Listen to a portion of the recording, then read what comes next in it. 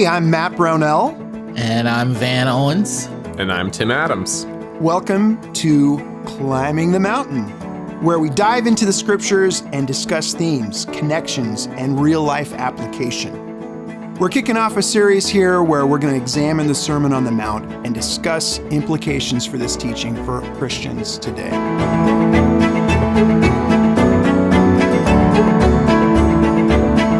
In The Princess Bride, when everything went wrong and fell apart, Inigo Montoya went back to the beginning.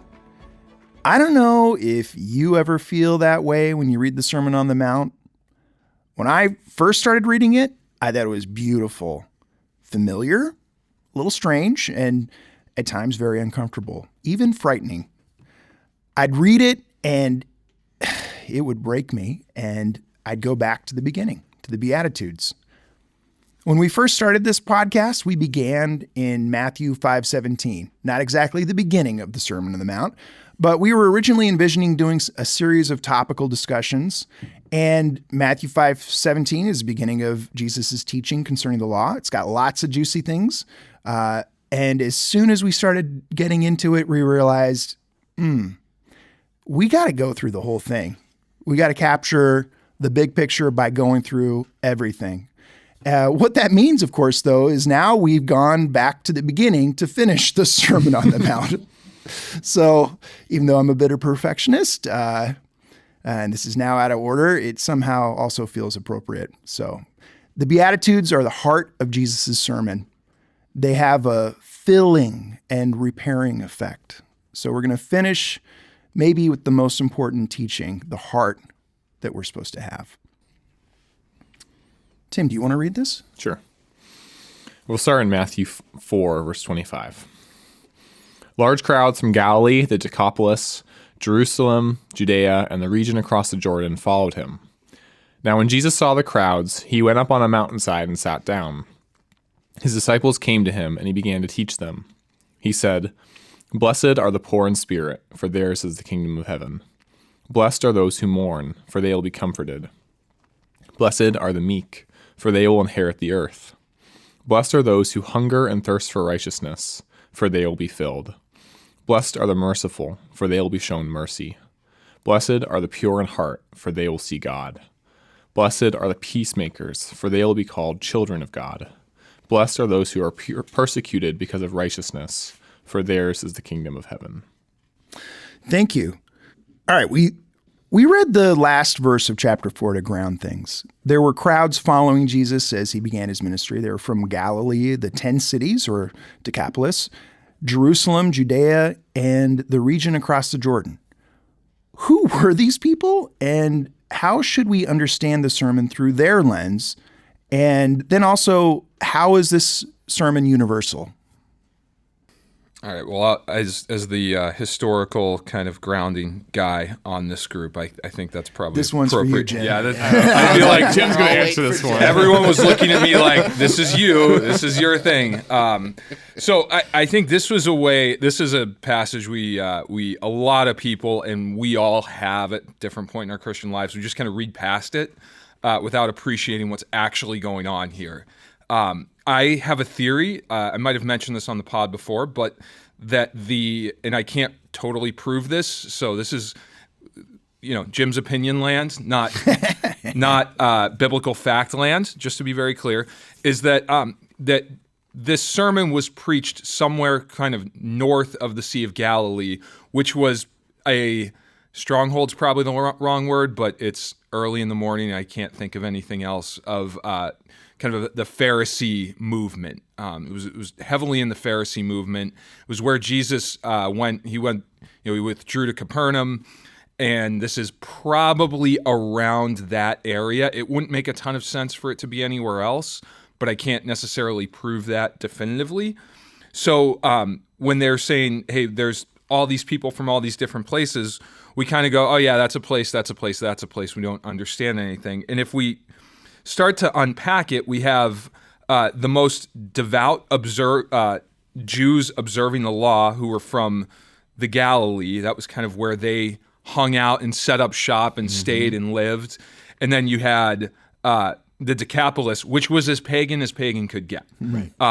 Those were people that, if you were from the Galilee, you didn't go to the Decapolis. You didn't associate with people from the Decapolis. You were fearful and like almost standoffish of people from the Decapolis. It wasn't like you were like, I love them and want the best for them. You were like, nothing good happens with them. But were they Jews still? Were the Decapolis? Were there still Jews in the Decapolis? I just truly don't know. I don't know. There may have been. I would guess that this is them saying there were people who may or may not. There very well may have been people who already heard about this happening who weren't Jewish, who wanted to see what was going on. Okay. So that maybe God-fearers would be a way to think of them. Or just people who thought this was interesting. Yeah. I mean, we don't know. It seems like Matthew is trying to say these people came, and then you had Judeans who were a little bit more Greek-leaning, who also really didn't like Galileans and Judeans did not like each other. It's if you took the most rural place and the most urban place, they didn't like. They didn't view each other in a positive light, even though they were both Jewish. You know, these are people that don't hang out together. So this would be kind of like you have a New Yorker and someone from the Deep South. And, we're not gonna wade into the American political. I know, but like, I mean, for the hearers, like, if you imagine yourself, like, what was that King of the Hill? That one character that just you couldn't understand. Boomhauer. My family's from Iowa, so you can just use Iowa. Okay, so it doesn't have to Missouri, be where my parents are from. Yeah. Right. But so like someone you might look down on, and you could even see like later, oh, you must be a Galilean because you got an accent. Yeah. Right. And I think like my mom is from like a farm in Missouri, right? Versus like upscale ivory tower New Yorker types, right? Like that's kind of the way you could think of Judeans and Galileans, as Judeans as the rich ivory tower and Galileans as kind of the off the beaten path sort of people. And so he basically, and then the region across the Jordan is kind of like everyone else. And so these are people who just don't associate with each other. They don't talk to each other. They don't hang out with each other. And they're all coming here. And this is also really early on, so I'm not sure entirely.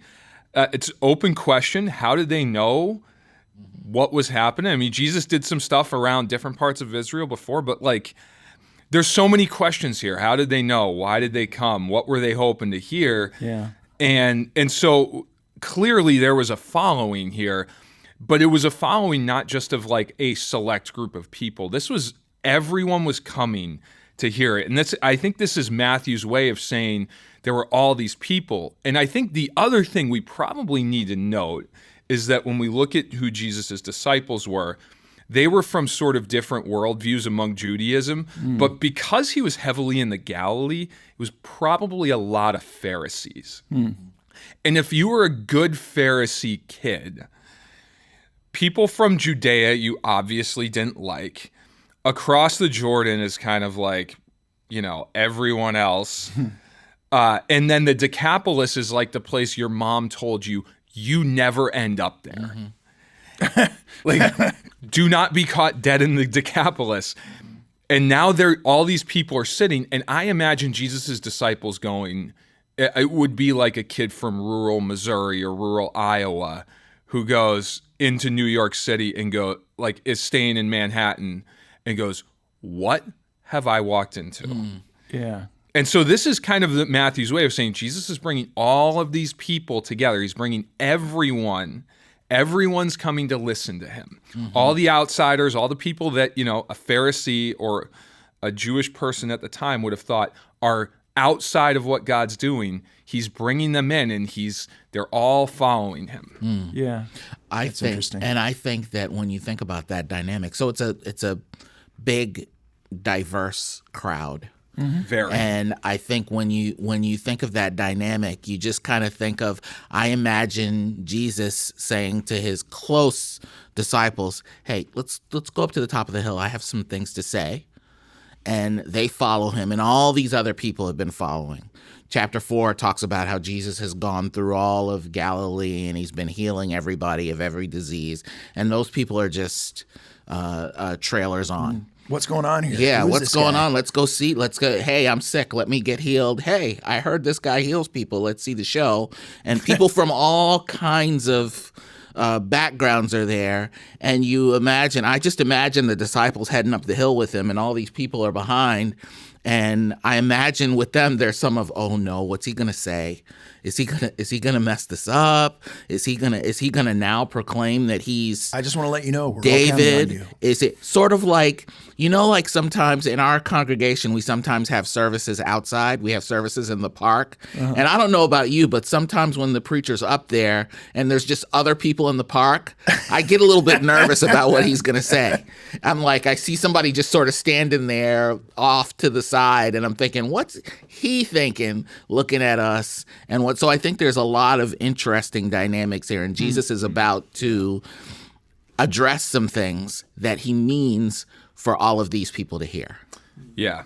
That also depends on the preacher, and I will not name names. Oh, geez. Yeah, please don't. Names will not be shared, but that depends on the preacher. No, Van, I love your point. It was a diverse crowd. These were not, they weren't friends. They didn't run in the same circles, but Jesus somehow is bringing them all together. Yeah. Jesus is the common denominator here. Tim, would you have any? No, not on that one. I was thinking about this and thinking, I was glad. I was like, I'm glad Jim will be here to talk about Yep. this. But Add some because value to this. I don't. I'm not a big history buff, but I was looking at it from from purely the language and how Matthew crafts this. I think there's something special about. I came to the same conclusion, essentially, that these are looking at a map. That's the other thing. My background's architecture and planning and city planning and looking at big. And if you look at a map, like the places that he describes are roughly the promised land, the 12 tribes. Mm-hmm. So there's something about when I was like, oh, maybe there's something about that. Maybe like he's just saying he's up there because we'll look at this in a few minutes. Matthew's painting him like a new Moses, right? And what did Moses do? He went up on Mount Sinai with the 12 tribes gathered and, gives them the law. And here we got Jesus, and he's got geographically from the same area where the 12 tribes were now are all at this mountain at his foot, which is cool. And I think the piece that ties it together for me a little bit more in chapter 4 in verse 17 and 23, we kind of get a preview. Jesus is preaching a message of repentance and good news regarding the kingdom of heaven. And now I think we get to see what that message of repentance and good news is. And this is a message for everybody. Mm-hmm. Yeah, to a Jewish reader, just to expound on what Matt said, I don't know that that's the case, but it sounds plausible at the very least, because if that was the point they were making, Jewish authors writing to Jewish readers don't beat you over the head with things. They leave little breadcrumbs there for you to find them. So it wouldn't be like in America, it would be a neon flashing sign that says, this is the land, all the people who occupy the land from the 12 tribes of Israel. For a Jewish reader, it would be like, yeah, they were in this place, and this place, and this place, and this place. And you would have to connect those dots on your own. So I think what Matt said is fair. If that's not the intention, there could be something there. Mm-hmm. There could be. There could cool. be. I don't know that there is or there isn't, but it certainly seems plausible. Yeah. Well, I liked hearing the thinking about Pharisees being in the audience because you look at what he says, and especially in chapter 6, you're like, ooh, that would be kind of hard to hear if I was a Pharisee. Yeah, and I think the other thing that's interesting is when you look back at the Sermon on the Mount, he actually addresses all of the groups of people, like the super religious Pharisees and Zealots. He addresses the kind of Greek-leaning Jews as well. Mm-hmm. Like he says, you can't serve both God and money. You cannot try to become wealthy and serve God. Those two are And he addresses all of it at different times. So clearly, and I'm stealing the thunder from the next question, so we should just move on. Sure. Well, picking up, I think, a little bit on what something you were starting to say, Van, about how you got this whole crowd, right? And then Jesus pulls away and talks to just his disciples, right? But then it's sort of like, is he really teaching just his disciples? Because, by the end of the sermon, we know that the crowds were astonished at his teaching. What do we learn about Jesus's teaching style, and how does that apply to us? Well, I think that, this is Jesus, so he knows who he's talking to. And I think one of the genius things about the Beatitudes in particular, the Sermon on the Mount as a whole, is that, when you're at a church service, there's sometimes where the preacher will qualify what he's saying. So he'll say, let me talk for a minute to those of you who are visiting. And then he'll say something that applies very specifically and very directly to people who are visiting. Or he might say, now some of you have been coming to church for a long time. Right. And then he'll say something and it's for those people. Jesus doesn't do any of that in this sermon. And because he's Jesus, we know that this is not an accident. He's clearly aware of all of these people. And as you were saying, Jim, there are parts of the sermon that seem like, I bet that's kind of directed at the Pharisees. Or a Pharisee hearing this would say, that's directed at me. Or somebody from the Decapolis might hear the talk about money and say, he's talking to me now. But Jesus at no point says, hey, you folks from the Decapolis, you can't serve both God and money. He says it to everybody. And I think what that does is it really levels the playing field. Yeah. That he is not just addressing the people who are specifically following him because they believe that he's the Messiah. He's not just addressing the people who are there because they heard he heals people and they're thinking, hey, free healthcare. He's not just addressing the people who are, I heard this guy does some things. Let's go check him out. He's not just addressing. So if you think of it in like a modern scenario, I thought of it like a Facebook post. There are people who, when they see a Facebook post or a post on anything in social media, there are people who will click like. There are people who will just look at it and not do anything. So you don't know what they're thinking about it. There are people who will click like. There are people who will click love. There are people who will use all the different emojis. And then there are people who will actually make a comment. Jesus is addressing all of those people simultaneously. There are some people there, his disciples, who are like, I'm following him. I'm here to listen to what he has to say. There are some people there who are only peripherally like, I heard there's a crowd. What's going on? Let me see what's going on here. Yeah. And Jesus is addressing all of those people. I like what you were saying, too, about the sermons and how sometimes a minister will preface, and this is for, if you've been coming a while. But then other times, isn't it also like, did someone tell the minister what's going on in my life? Yeah. Why is he preaching about this? Usually the answer is it's in the text. Right. Sometimes. The Spirit. I don't even think it's necessarily the Holy Spirit told him. I think it's just in the text and it applies to our lives in a very specific way. Right. But I do think the Spirit's also involved in all of this. But I was going to say for this, I think this is one of those things where I didn't pick up on this until fairly recently, but if Jesus is a Jewish rabbi, which I think he is, he certainly acts like a Jewish rabbi in so many ways. So then him sitting, if he's sitting his disciples down and teaching them in the middle of a crowd would make a ton of sense. And especially in a place like Galilee, it wasn't like there were a zillion working rabbis. It wasn't like every street corner had a rabbi. They weren't that common. I don't know exactly how common they were, but it was not everywhere. And so rabbis with a crowd of, I don't want to diminish people by saying this, but hangers on, people who are kind of there to watch and observe and see, that's not really surprising. That would have happened.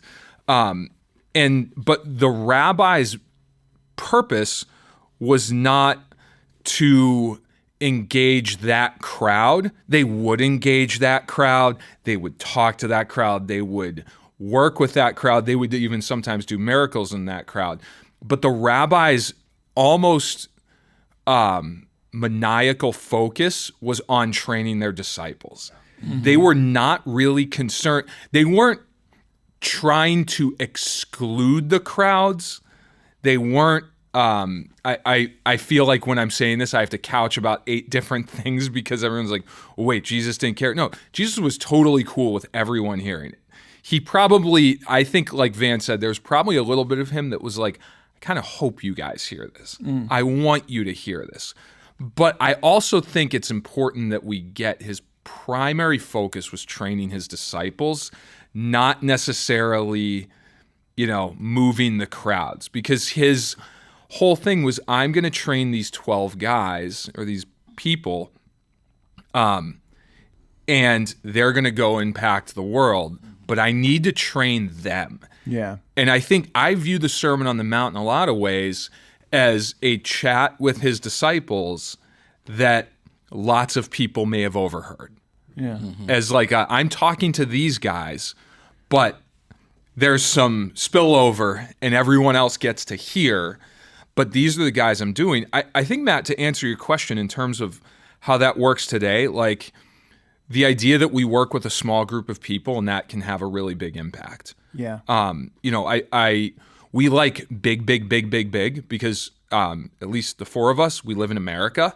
And in America, we want everything. Yeah, exactly. Everything has to be bigger. Everything has to be grander. Everything has to be more explosive. But instead no, well, let's work with a small group of people. Yeah. Let's really change lives on a small scale. And if we change lives on a small scale, those people can also change people's lives. And it's not quick. It doesn't necessarily produce the fruit and results we're looking for as quick as we might like. It's fruit that lasts, right? And it's a lot more effective because now that's an actual change life. So I think Jesus was really focused on doing that. He was focused on, look, I'm changing these 12 guys. It's that circle of influence thing, right? Yeah. Like growing your circle of influence. You can't worry about all the stuff way off in the world that you have no impact over. It's just like right around you. Who do you really influence? Yeah. Start there. And I do think, and I don't disagree with that, but I think that we also have to keep in mind who this is. Yeah, it's That Jesus. this is the Son of God. And, if God can do anything, God in the flesh can do anything. He can multitask. I think he is focused on his guys because those are the guys who have to bring the gospel to the whole world. But I think also he's addressing that whole crowd, certainly, and even expanding it, obviously, because it's in the scriptures now. He's addressing all of us for all time. That's a fun way of thinking of Jesus as a multitasker because I am not. And Exactly. I've seen people that are, and I'm like, wow, I'm amazed. And then we're frazzled. So if I'm just with you 3 guys and we're sitting somewhere and I want to say something specifically to you and there's a lot of other people hovering around, I become very acutely aware of that. And then I think, go away. Oh, you know what? Maybe we should go someplace private because I want to say some things that are, or I think, well, let me change what I'm going to say in case somebody else overhears it. Jesus didn't have any of that. He wasn't worried about somebody overhearing. I think that he could do both. I think that he could focus in on the few guys who were going to be his apostles, but he could also expand that to all of us for all time. No, I think you're absolutely right. And I think in that world, like the rabbis, my understanding, they just didn't care. Like, I mean, to a degree that would be really uncomfortable for us. Like if there was a big crowd and they had a point they needed to make to their disciples, they would just make it. Like, and they wouldn't really care. They wouldn't be concerned with the larger audience because they're laser focused on those disciples. I think, Van, you bring up a great point though of him doing both, because it really seems like because the audience is so expansive and Jesus's ministry, for the most part, is a very local ministry. Like it's not this worldwide thing. This may be a way of I'm Jim's opinion land. Be very clear. Jim's random thoughts land. This could be a way of him going, look, eventually we're going to go to all these places. And these people have now heard, they have an idea of what I'm about. And then when you bring this message to Little them seeds. in the little seeds in the future, it won't be brand new for them. When you bring this to the Decapolis, when you bring this across the Jordan, it's not going to be brand new. Some of them will already be familiar with it. Yeah, that's cool. I kind of was thinking of this as like a club, and you're like, you want to go out somewhere, and I'm not going to go there. That looks dead. No one's lined up outside, and maybe Jesus is building excitement because it's select. Ooh. But then I was like, that's kind of silly. The thing that I want to ask is, how does this relate to us now? Because I sometimes think, there's the whole seeker-friendly movement, and let's have very entertaining services. I think something I see in the scriptures is that when Paul's talking to churches, you get the sense that church services were for believers, and if someone else showed up and were convicted by the message that was for believers, oh, good. But it was primarily for, hey, we're following Jesus, and this is what it means to you. You may not understand everything because, hey, you're lost. You're blind and deaf, and so come see and come see some more if you. Yeah. Yeah, I mean, it's been fun listening to you guys. There's like so much there, and I mean, part of when we're thinking about kind of how it applies, we have to take a step back and just think about Jesus taught in different ways at different times, right? So he spoke a lot in parables. Sometimes he'd be really explicitly addressing the crowds like in parables, right? Other times he would take the disciples, hide away and explain, okay, this is what's going on. This is what I'm going to have to die, right? Some really challenging stuff. So this is not like Jesus's only style of teaching that's happening here, Right. but it's like a style. And I think what's helpful here, that dynamic that I won't say it's unique, but that is apparent. Yeah, he's speaking to disciples with a large crowd. Like he explicitly says he's talking to the disciples. So in that context, I think what's interesting to me is the stuff that Jesus talks about in that context, right? I might want to hold back on what Jesus is talking about here if I was speaking in that context. Because I might offend someone. Yeah, I might offend someone. Like he's trying to help his disciples to understand like a whole new reality and mindset on like what life is like, and like what their commitment to God should be like, and where their devotions are. And it's like, that's going to ruffle feathers. And if I'm in that setting, I might be like, I don't want to bring this up in front of a ton of other people, because then it's going to bring up, they might have some bad reaction, and then I've got to deal with that. And it's like just way easier. Let me just talk about the mindset change to the people who like care, like, but Jesus didn't do that. So I think that's interesting to me, that he's not hiding the, if I might say, like the revolutionary mindset, right? That's the kingdom mindset that he's bringing. But yeah, I think I do think Jesus would leave this time, and if his disciples are like, oh, like I'm starting to get something I didn't get before, then that would be like, he'd be like, okay, this is a success, right? Like he's not, his highest priority, like you were saying, Jim, isn't like, does the guy in the crowd from the Decapolis like think I'm really smart or that agree with what I'm saying? Yeah. He's like, do the disciples get this? Do the disciples know it? Yeah. I think one of the things that you mentioned that I think is really critical here in terms of application, I've already talked about kind of the small to big, the small group influence, but is like Jesus spoke the truth of what the text was saying. And you can have the argument that this was what the Torah was always trying to get at is like Jesus didn't necessarily bring all these new ideas. It's just we miss them in Torah. That's another argument for another time.